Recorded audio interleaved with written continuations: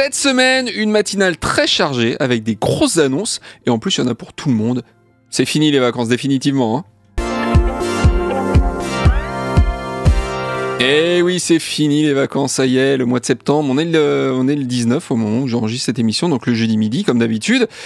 Et on est le 19 et le sponsor d'émission c'est surprise Thomann toujours. Eh oui, Thomann qui continue de fêter ses 70 ans. Alors c'est bientôt la fin, hein. Voilà, on peut pas fêter ses 70 ans pendant 10 ans, sinon ça n'a plus aucun sens, hein, n'est-ce pas?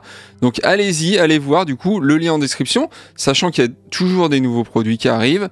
Il y a notamment cette Les Paul magnifique finition piscine, j'ai envie de l'appeler, hein. Regardez, on dirait une belle piscine. Franchement, elle est extraordinaire cette Les Paul.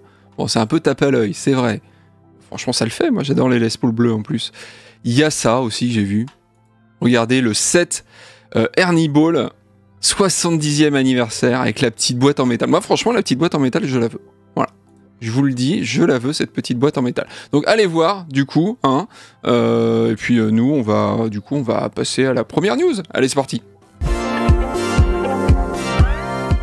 Et ouais, pas de temps à perdre. C'est une énorme matinale, des grosses annonces. Et on commence cette matinale avec un serpent de mer. Voilà. Il y avait des rumeurs depuis quelques semaines, voire quelques mois, et elles se sont intensifiées ces derniers jours car Neural DSP a commencé à teaser sur sa chaîne YouTube, et ça y est, il est là, le Nano Cortex, une version plus compacte, moins chère, mais aussi plus limitée du fameux Quad Cortex, hein, le film multi-effet sorti il y a quelques années et qui était le premier d'ailleurs à proposer une alternative au profilage, à la capture du Kemper, et c'est d'ailleurs assez amusant de s'apercevoir que Kemper a présenté il y a quelques mois le Kemper Profiler Player, et on aurait tendance à penser quand même que ce Nano Cortex est une réponse au player de Kemper, la réponse du berger à la bergère, du berger au Kemper. Voilà, alors déjà, première information importante, je vous fais un petit résumé, hein, vous êtes là pour ça.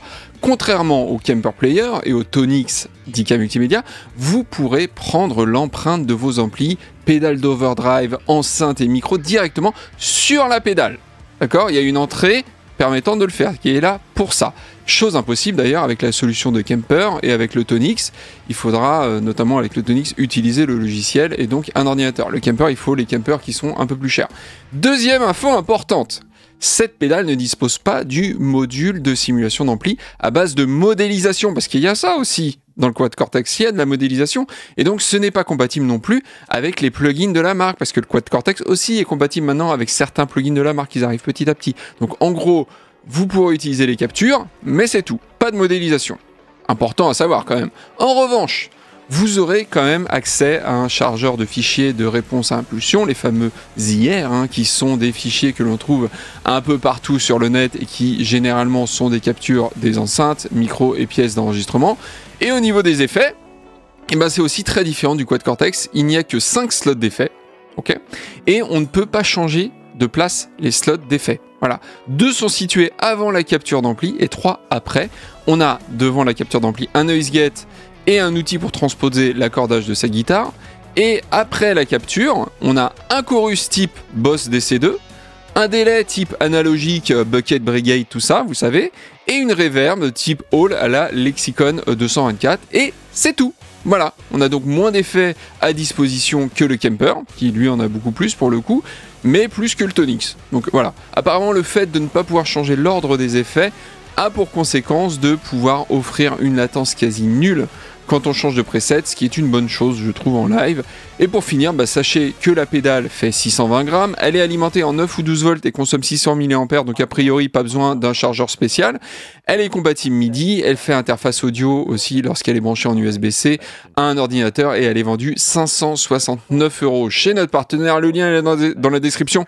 D'ailleurs, n'hésitez pas à cliquer sur les liens, évidemment c'est des liens affiliés, ça nous aide, donc n'hésitez pas à le faire, ça aide la chaîne en tout cas. C'est moins cher que le Kemper qui est à 700 €, je le rappelle, mais plus cher que le Tonix qui est à 350 €. Alors je trouve que le prix est bien placé, car il fait plus de choses que le Tonix, hein, malgré tout, et il reste moins cher que le Kemper, tout en ayant moins d'effets, soit, mais en offrant la possibilité de faire des captures directement sur la pédale. Dites-moi, vous, ce que vous en pensez dans les commentaires, et si ça vous fait réfléchir à changer votre setup ou pas. On aime bien ça, hein, se poser ces questions-là. Tiens, est-ce que du coup je change? Ah, il faudrait que je change ça. Tiens, combien ça me coûterait? Il faudrait que je revende ça et tout. On est tous pareils, hein, avouons-le, bien sûr.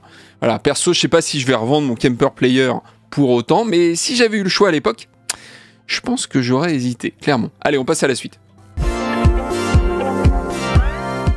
Et on continue avec l'autre grosse annonce de la semaine, et c'est du côté logiciel, cette fois-ci avec Presonus, qui a fait une keynote. Tiens, je vais baisser un petit peu, messieurs, vous parlez un petit peu fort, je trouve. Donc Presonus qui a fait une keynote afin de présenter ses nouveaux plans pour l'arrivée de Studio One Pro 7 qui sortira le 9 octobre prochain. Voilà, première information, 9 octobre prochain, il est là. Alors, si vous attendiez une liste de fonctionnalités, eh ben vous allez être déçus car rien n'a été dit sur les nouveautés de la prochaine version de la Stan de Presonus. En revanche, il y a eu beaucoup d'informations sur le modèle économique et sur l'argent tout simplement et l'aspect marketing du logiciel. Alors première chose, voilà, pareil, je vous fais un petit récap, c'est plus facile pour vous. Première chose, installez-vous, qui est plutôt la bienvenue, je trouve, c'est la simplification de l'offre. En gros, il n'y a plus qu'une seule version. Voilà, la Pro, il n'y a plus qu'elle. Exit la Prime et la Artist.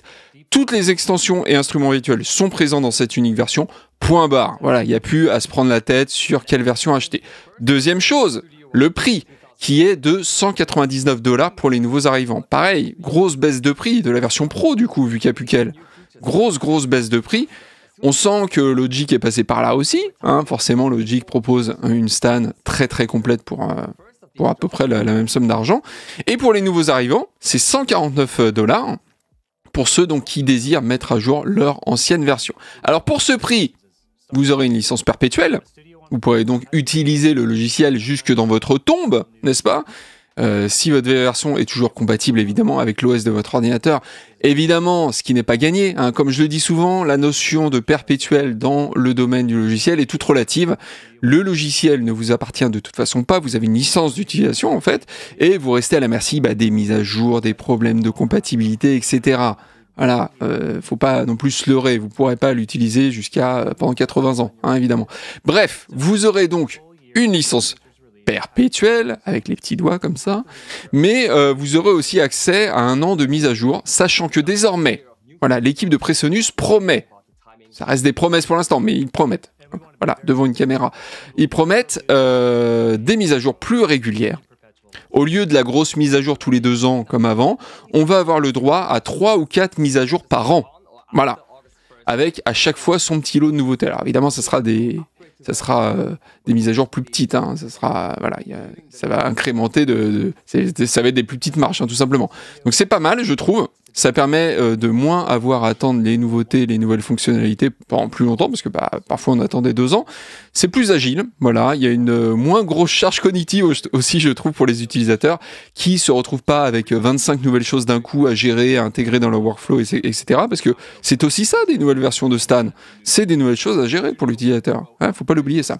Alors évidemment, l'offre par abonnement est toujours là. Elle est à $179 par an. Elle s'appelle maintenant Studio One Pro Plus. Voilà, on est presque au niveau des Street Fighter là pour les noms. Hein. Bientôt, on aura Studio One Pro Alpha Prime EX, hein, par exemple. Donc cet abonnement permet d'utiliser la dernière version de Studio One. Elle donne accès aux outils sur le cloud, à des boucles et des samples. Et dernière chose importante, les abonnés auront accès à un rabais significatif, voilà, c'est le mot qu'ils ont utilisé, à la licence perpétuelle de Studio One Pro si vous êtes intéressé. Voilà, pour tout ce qui est de la nouvelle offre de Studio One, dites-moi ce que vous en pensez. Personnellement, moi je trouve ça pas mal, il y a quand même une baisse de prix, il y a plus de mises à jour promises, reste à voir comment ça se passe au bout d'1 an aussi, hein, quand on achète une licence perpétuelle, on nous promet une mise à jour pendant 1 an, à quel prix est proposée l'année supplémentaire quand on arrive au bout d'1 an, et si on attend sans updater, par exemple pendant 1 an sans faire l'update, et qu'on fait l'update 1 an après, donc 2 ans après finalement, et ben combien on paye ? Ça pareil, on n'a pas encore les réponses. Et surtout, quelles vont être les nouveautés de cette 7e version ? On aura les réponses prochainement dans la matinale et sur le test de Lufanzine. C'est promis, on vous tiendra au jus, hein, et on vous donnera aussi notre avis. En attendant, donnez le vôtre dans les commentaires. On passe à la suite. Et on continue avec de la guitare électrique et c'est un best-seller qui revient. J'ai nommé la Les Paul Studio de Gibson. Je sais pas vous, mais j'ai l'impression que nous sommes nombreux à avoir eu cette guitare. Surtout quand on a commencé la guitare dans les années 90-2000. Moi, j'en vois partout.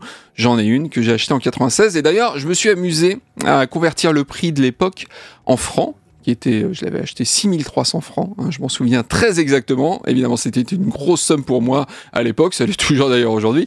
Et en euros d'aujourd'hui, grâce au site de l'INSEE, on est à 1450 € environ, sachant que c'est 2023 sur le site de l'INSEE, c'est pas 2024. Donc je pense qu'on peut rajouter quelques euros de plus. Ces nouvelles Les Paul Studio sont vendues quant à elles 1800 € chez notre partenaire. Pareil, le lien est dans la description si vous voulez aller voir les finitions et tout ça. Donc oui, c'est plus cher qu'avant, d'autant plus que elles sont désormais livrées avec une housse et pas un étui en dur avec la jolie moquette violette à l'intérieur qui sent bon. Ceux qui ont déjà ouvert une Gibson flambant neuve savent de quoi je parle. Après, côté spec, franchement, rien d'extravagant. On reste dans la tradition avec des micros Bursbucker qui sont sûrement meilleurs que ceux qui équipaient ma Les Paul de 96, qui étaient vraiment pas où. J'ai plus les refs exactement, je pourrais vous le dire si vous le demandez gentiment dans les commentaires. Je les ai changés, ma guitare a été métamorphosée. En plus, on peut splitter les micros maintenant, c'était pas le cas à l'époque. Le corps est a priori aussi plus léger, ce qui est une bonne chose. Sinon, c'est une Les Paul Studio, dont la particularité, je le rappelle, est de ne pas avoir de binding sur le corps et le manche. C'est donc uniquement une différence cosmétique. À part ça, c'est une Les Paul très standard. Voilà. Dites-moi dans les commentaires si vous avez ou avez possédé une Les Paul Studio et de quelle couleur est-elle. Voilà, la mienne, elle est bleu nuit, elle est magnifique. L'Ostenios, il en a une aussi d'ailleurs, mais elle est bordeaux caca, moi j'appelle ça. Elle est vraiment pas belle. Bouf, c'est très vilain. Allez, on passe à la suite. Tous les goûts sont dans la nature, bien évidemment. Allez, on termine avec des nouvelles enceintes. C'est tout chaud. Ça vient d'être annoncé juste à peine. Et c'est des enceintes chez IK Multimédia, qui est devenu un constructeur qui compte dans l'univers des enceintes de monitoring. Et ces nouvelles enceintes, on les connaît déjà un petit peu, car ce sont des versions pro des petites iLoud Micro, qui sont des best-sellers aussi. On les avait testés à l'époque. Et ils avaient corrigé le principal problème qu'on avait trouvé, à savoir l'impossibilité de monter les aigus. Mais sur les dernières versions, on peut le faire. Donc, vraiment, elles sont top. Donc cette version, elle est pro comment du coup Et bien déjà, existe la conception maître-esclave. Chaque enceinte est indépendante maintenant. Il y a une entrée XLR digne de ce nom, plus de RCA. Vous pouvez d'ailleurs vous faire une petite config Dolby Atmos si ça vous chante, parce qu'elles sont vendues aussi à l'unité. Donc chaque petite boîte, a son ampli 50 watts en classe D. Elle profite d'ailleurs pour être 2 fois plus puissante avec 107 dB de pic SPL. Est-ce que c'est vraiment nécessaire sur des petites enceintes comme ça? Je ne pense pas, mais bon voilà, c'est là. Sinon, le constructeur annonce une réponse en fréquence allant de 50 Hz à 20 kHz avec plus ou moins 2 dB de déviation, ce qui est une prouesse, mais c'était déjà le cas sur la version précédente, sur la version non pro. C'est vraiment une prouesse vu la taille de l'enceinte. À voir ce qui se passe du côté distorsion, parce que forcément ça peut être une question qu'on se pose, mais on vous le dira dans le test. Chaque enceinte fait 1,4 kg, donc elles sont vraiment toutes légères. Et il n'y a plus de câble entre les deux enceintes, vu qu'elles sont indépendantes. Ça, si, c'est très très cool. Et ce qui est encore plus cool, c'est que l'alimentation est désormais intégrée. Exit le gros bloc secteur énorme bien relou, surtout pour des enceintes nomades, je trouve. C'était aussi un des points faibles. Donc moi, perso, ce qui me fait le plus plaisir dans cette annonce, c'est l'intégration de leur système de calibrage automatique ARC. J'ai fait une vidéo sur ARC Studio. Et c'est comme si vous aviez un ARC Studio intégré, tout simplement. Vous avez même le micro qui est fourni, c'est juste parfait. Le prix de la paire avec le micro est de 560 €. Alors attention, je crois qu'IK, il communique souvent hors taxe. Donc à vérifier. Pour moi, franchement, c'est un banger cette enceinte, car elle corrige les principaux points faibles des iLoud Micro, donc ils sont moins chers aussi, c'est 300 € la paire, les iLoud Micro. En plus, elles ont le ARC intégré, le prix reste tout à fait honnête, je trouve. Il y a aussi moyen qu'elles sonnent mieux, ça on verra ça évidemment dans le test. Je sais pas vous, mais perso, moi je les trouve tout à fait séduisantes, ces petites enceintes. Et puis voilà, on termine sur une bonne note positive comme ça. C'est tout pour cette matinale. Profitez bien de votre week-end, faites de la musique, et puis je vous dis à la semaine prochaine. Allez, ciao ciao.